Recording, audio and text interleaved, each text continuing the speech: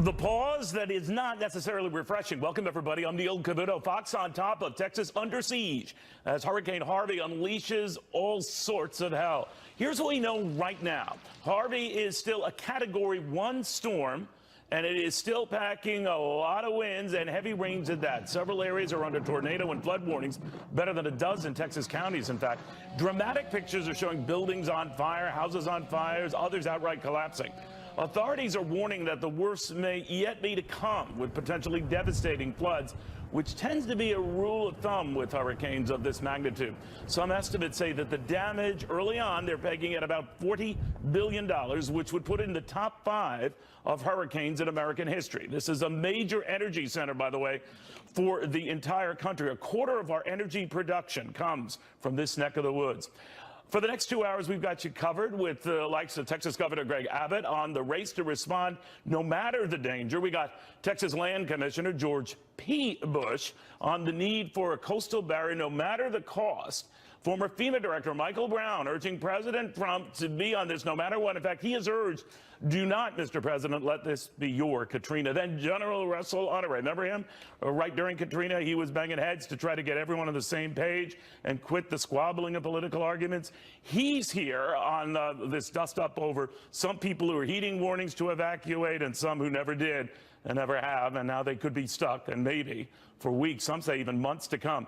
First to what's happening now on the ground in Texas, we start with Rich Reitmuth, who's been covering this very ably on where this massive storm goes right now. What are you seeing here, Rick? It doesn't move very far, which is the big problem with us, and that's why we think it's going to be such a costly storm. In fact, if we hit 40 billion, it would be the third costliest hurricane behind Katrina and Superstorm Sandy, to give you an idea. I will tell you, the National Hurricane Center nailed this for the forecast, both in the track. This was what the track was as of Thursday morning, made landfall around 5 to 10 miles from where we thought it would go across. That is impressive. Also, as far as the strength goes, this year also we have new satellite imagery from a new satellite that launched. That was the image right before landfall of the center of it. And we also can get an idea of how this storm formed so quickly, went from just a tropical depression about 3 days ago to a Cat 4 storm. And if you look at this, it's getting going but having difficulty. We had in its strengthening, increasing its strength storm right there as it made landfall. We haven't seen anything like this anywhere in the U.S. in a very long time, probably since Hurricane Hugo. Haven't seen a Category 4 storm in Texas since 1961. And now that the storm is inland, there's high pressure off towards the west of it that is going to get it stuck right here over the next number of days. In fact, maybe about the next 6 days or so. Our tropical models that we look at, you get the idea. They kind of loop around all in the same spot. That means the same spot, seeing rain over and over and over again with this for the next number of days. That's kind of the center of it that is going to hang around maybe from Victoria, pop back a little bit towards the west, maybe come back down towards Port Lavaca.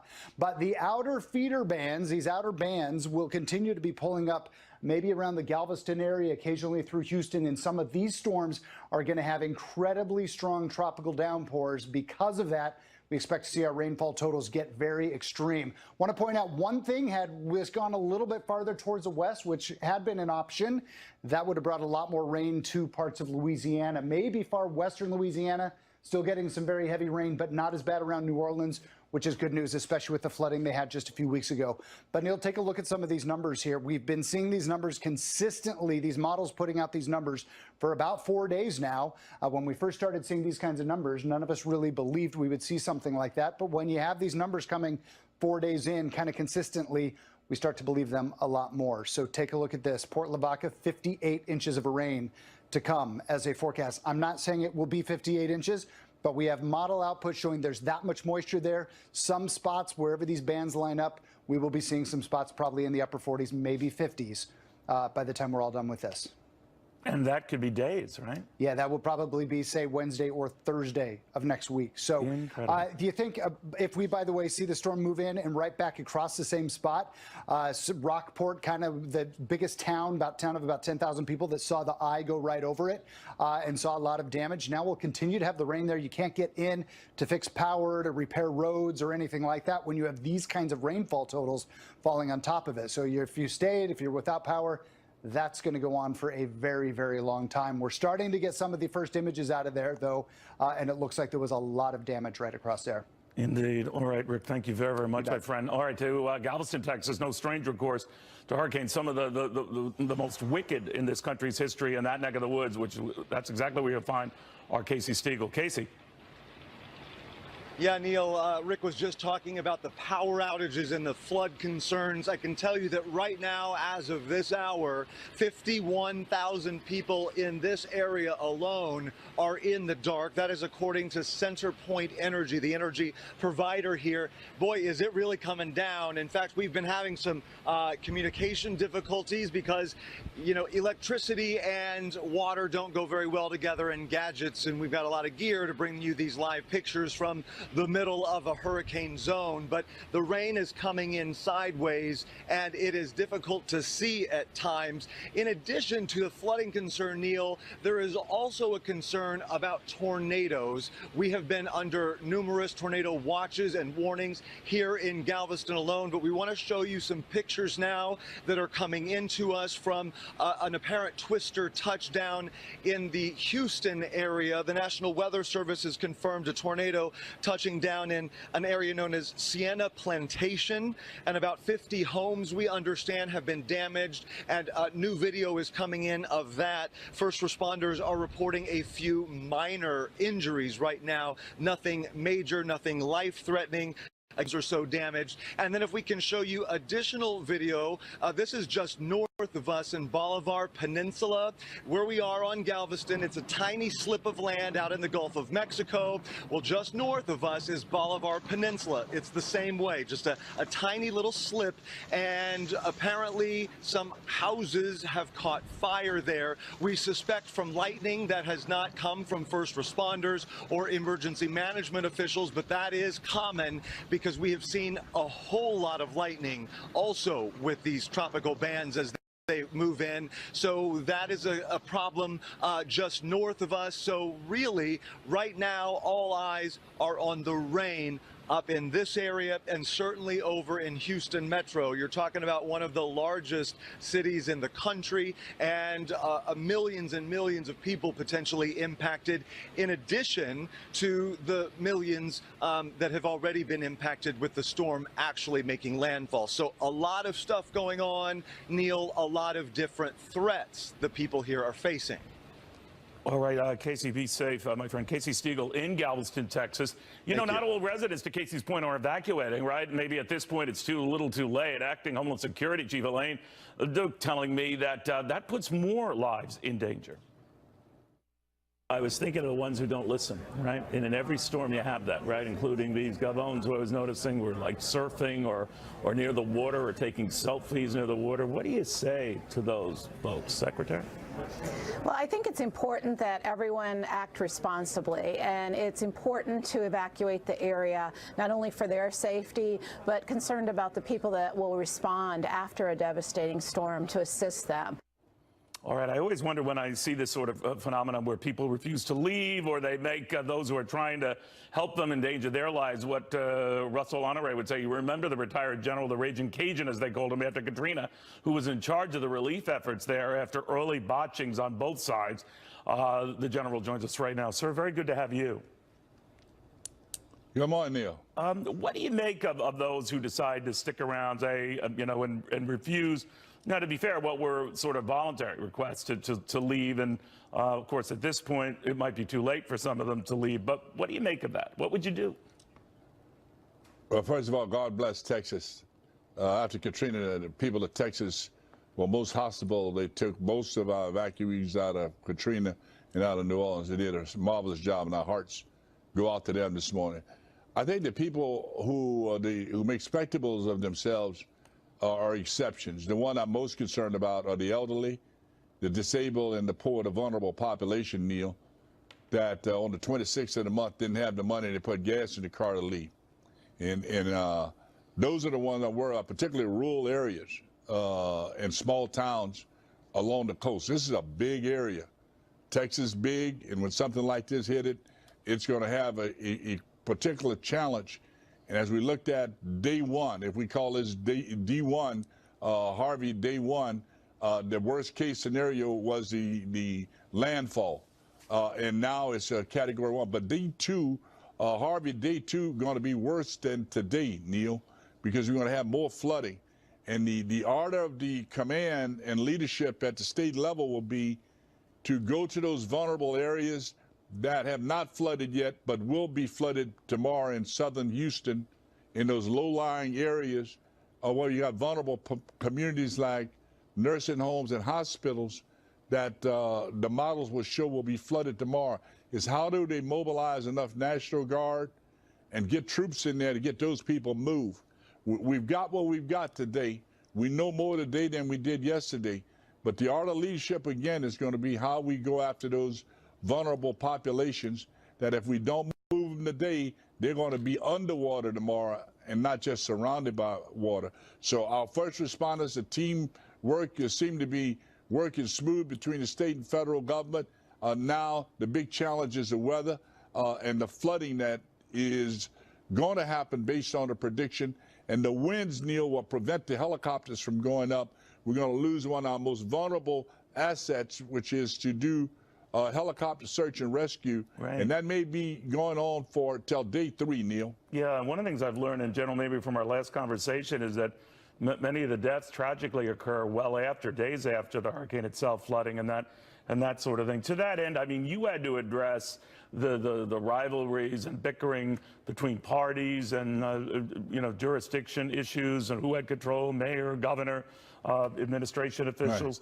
Right. We've learned a lot from the Katrina experience, a lot of that you address. But the president, for example, is tweeting from Camp David, where he's closely monitoring all this, General, saying that we are looking at a thorough federal response. We are leaving nothing to chance, quoting the president, and that city, state, and federal governors are working great together. So everyone seems to be, for the time being, on the same page. How do you police that about making sure they're in charge? What the problem is, Neil, is they don't know what they don't know at this time, because the power outages for 300,000 people and the isolated people that are surrounded by water now along the Gulf Coast and then don't have the assessments. I think for the first 24 hours, people will be okay, even if they're standing in water. Right. But by tomorrow, that situation is going to get a lot worse, and we're going to have more people without electricity in southern Houston. And that is going to make the problem more cascading, which I think then the federal government will be behind the Texas National Guard to see what they need in terms of response capacity.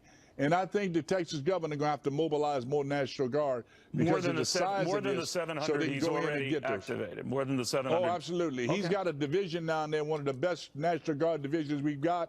I see at least a need for 10 to 15,000 National Guard to go in there and go into all these isolated communities. You know, General, I'm harking back to the fact you mentioned the energy and how important it is at the outset of your remarks, and particularly off the Texas coast, the Gulf Coast there. And I'm reminded of remarks you said, I think a few weeks ago, I hope I'm quoting you correctly, where you said, our democracy has been hijacked, referring to these interests that they ride and they go to the petroleum club and they strut there with their SUVs and they act like they are saving the world, but they are doing is saving their family trust fund. Are you saying that there's a disproportionate amount of interest on the economic side and not on the folks who really need the help? I think at this point in time, Neil, that argument is based on not the necessary energy they provide for us to have heat and to have power. Right. In the day-to-day operations in the communities is where their influence right now. They are building a lot of infrastructure in known flood zones. We will see what happened after this storm, when the industry can reassess itself in building inside of wetlands and building inside of flood zones. Okay. And the impact it has, because we have to have that energy. There's no doubt about it. Understood. But they have over-influence in local governments and in decisions that are made in terms of control of what's happening in those local governments. Okay, that is the theme. That was the gist of the remarks. I thought as much. Thank you, sir. Yes, breaking news and heartbreaks, they call them. More from this neck of the woods right now with a lot of rain after this. All right, the president is said to be getting a briefing on Hurricane Harvey in about 30 minutes. He's at Camp David this weekend, but he is already committed to visiting Texas sometime next week. And it's going to be a busy week for him because all of this is happening at a time when he's committing himself to leading the effort here to get tax reform done, and sooner rather than later. Also with a big White House shakeup announced overnight. In fact, all of this coming in the middle of the storm would otherwise be page one coverage right now, but it again being eclipsed by the storm. Ellison Barber following all of this right now from the White House. Ellison. Hi, Neil. Yeah, as Hurricane Harvey moved closer to land, President Trump made moves in the White House, first signing a controversial memorandum banning transgender people from joining the military, then pardoning former Arizona Sheriff Joe Arpaio, and either accepting a resignation or firing National Security Advisor Sebastian Gorka. Last week at his campaign-style rally in Phoenix, President Trump hinted at plans to pardon Sheriff Arpaio. By the way, I'm just curious. Do the people in this room like Sheriff Joe? So, was Sheriff Joe convicted for doing his job? That's what.